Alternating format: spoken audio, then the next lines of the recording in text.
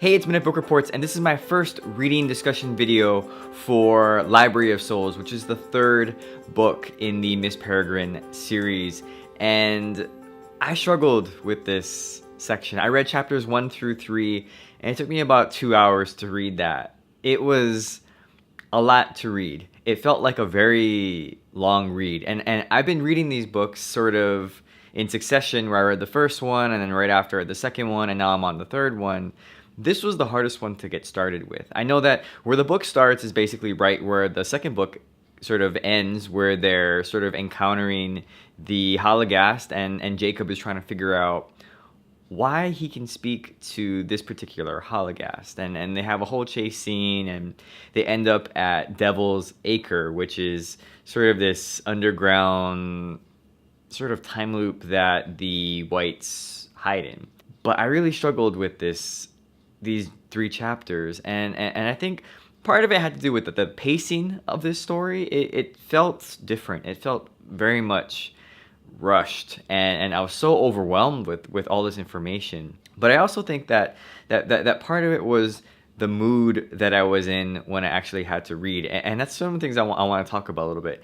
Is sometimes when you're not in the right mood to read, it becomes very challenging. And I love reading. I like to read. I want to get sort of lost in a good book. And for the most part, this series, the author has done a really great job. I've always felt compelled and drawn to want to read.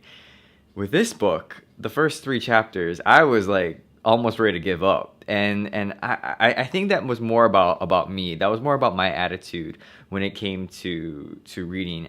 For some reason, I was just very tired. Maybe I wasn't ready to read, if that makes sense. I had a long day. I was preoccupied thinking about other things in my real life. But there's a lot to be said about being in the right mood for reading. I think it's best for me when I'm getting ready to read is I'm not thinking about anything else. So a lot of life stresses are sort of toned down or taken care of. And I usually read lying down. And some people, that's not a good thing because they fall asleep. For me, I tend to fall asleep when I'm reading. But a lot of it is, if it's a really good book, I can power through it even at night where I tend to fall asleep. I can read okay if the book is good. But I think because there's so many other things going on, and my mood was just not right. While I was reading at night, while I was lying down, I was just knocking out. And there's been a couple of times where I actually fell asleep as I was reading, and I woke up like an hour or 2 later. I'm like, oh, what time is it? And I'm like, oh, okay, I guess I gotta go back to bed.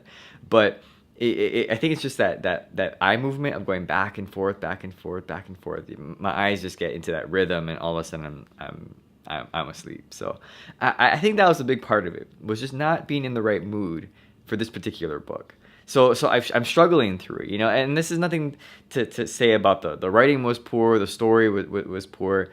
But again, I do want to comment on the pacing. I felt like the pacing was very fast right out the gate. Miss Peregrine's story to me was pretty slow, and then it gets a little bit faster with Hollow City, but then with this book, with Library of Souls, it just goes so fast. I'm just trying to think about if I were to read these books in when they were first published, right? They don't get published right after the other. I mean, you're gonna have to wait, a month or years between the different books. So I'm thinking to myself, okay, if I had read the first 2 books back then when they were first published, and now I'm reading the 3rd book, when it drops me right into the story, it was really very difficult.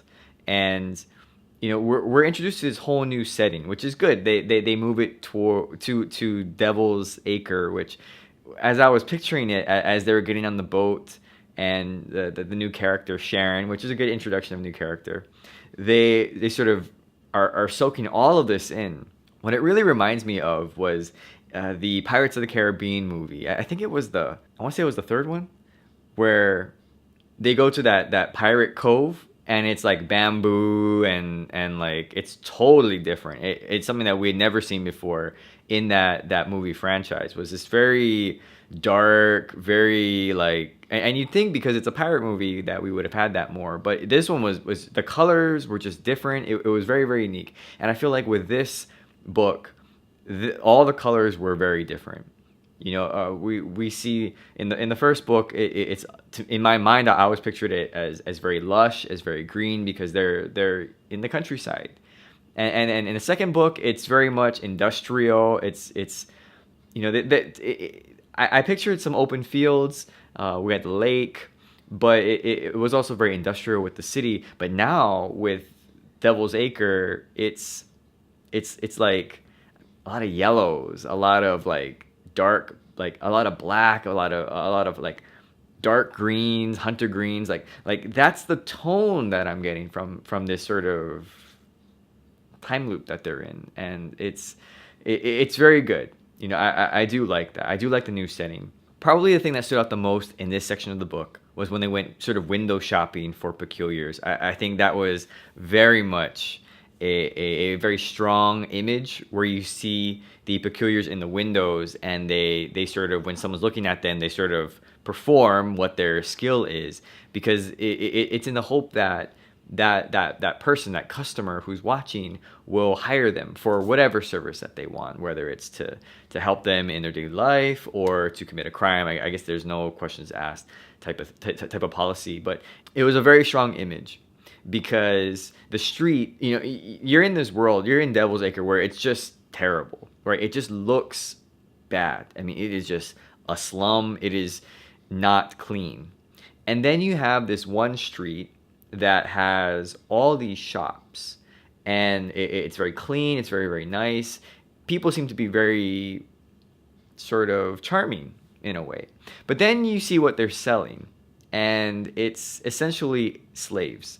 And it sort of reminded me of 12 Years a Slave, or all these other types of films that focus on that time period where it isn't very glamorized. I mean, the slave trade is not glamorized, and it's not ignored. It's not pushed off to the side. It's very much the subject of the film, of the movie. And I know that in this section of the book, it's not going to be the main focus, right? None of these kids are bought and sold into this service, but you see that it's very difficult. And Emma is the character that points this out, right? She's the one that says, what you're doing is wrong. You're selling out. You're not making it easy for the rest of us by doing this. But then from the other side, the response is, well, what's their alternative, right? If they don't do this, if they're not sort of under this controlled business, well, they're just going to go out into the streets, and they'll be captured, and who knows what's going to happen. So I guess in a way, at least they're fed, they're housed, and somewhat protected. Although when they're rented out, when they're sort of leased out, it's under the control of that particular purchaser, that buyer. But that was a very interesting way to look at it. How bad things are for peculiars, where they do see as a viable option selling themselves as a product, as something that is a commodity in that society, and that there is a business that actually exists, and a whole street of this, happening. And it is sad.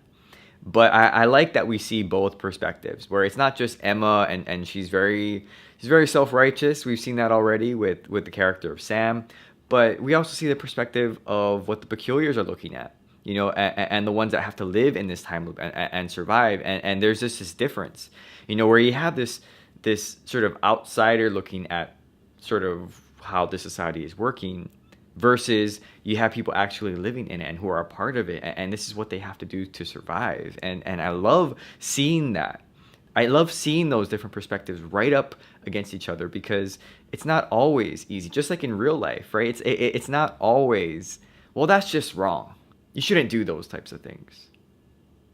But it's often from the perspective of people outside of that sphere, outside of that world. And then when you get the perspective of the people living inside that world, it's very different. It doesn't mean that it's right. It doesn't mean that it's okay what they're doing, whatever that particular thing is that they're doing. But it points out that it's worth taking a look at why they're doing it. You know, why would someone be driven to do that? Why would they view that as an option? Now, obviously, if they were taken through force, they had no option. But it seems like in this system where you can rent out peculiars, they want that. They offer themselves up for service. And so why would they be doing that? And it must be conditions are so bad. So those are some of the things that I found in this section of the book. Again, I struggled. You know, I struggled. I like to think of myself as a very patient reader, as someone that looks into all books and enjoys them all. And in this one, I just struggled in the first 3 chapters. It was not easy for me. And I hope that in the rest of this book, I don't know how long it's gonna take me to read this book. I thought, oh, maybe I'll read it in 6 hours. Maybe I'll read it in 2 sittings. Maybe I'll read it in 1 sitting. But I don't know. I'm very discouraged. The first couple of chapters were extremely long, and I know that you can pause at breaks within the chapters, but I like to read full chapters.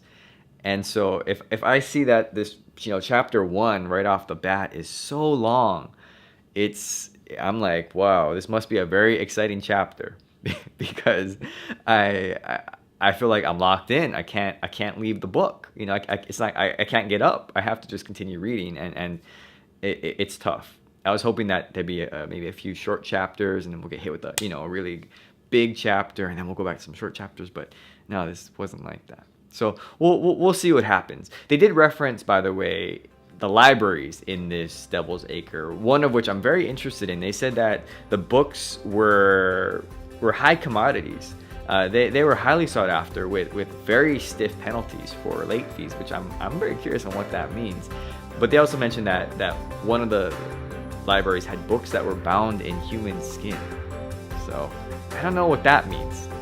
I don't know. Again, I made my predictions in my previous video, sort of what I thought Library of Souls meant, and I still stick with that. I'm not sort of persuaded and otherwise. Now, I know I said a lot of big ideas in that video, but maybe some of them might come true. And I think the reference to Library of Souls, I think that's it's gonna be something like that, like what I was talking about in that video. So thanks for watching this video. I hope you enjoyed it, and I'll see you next time. Bye.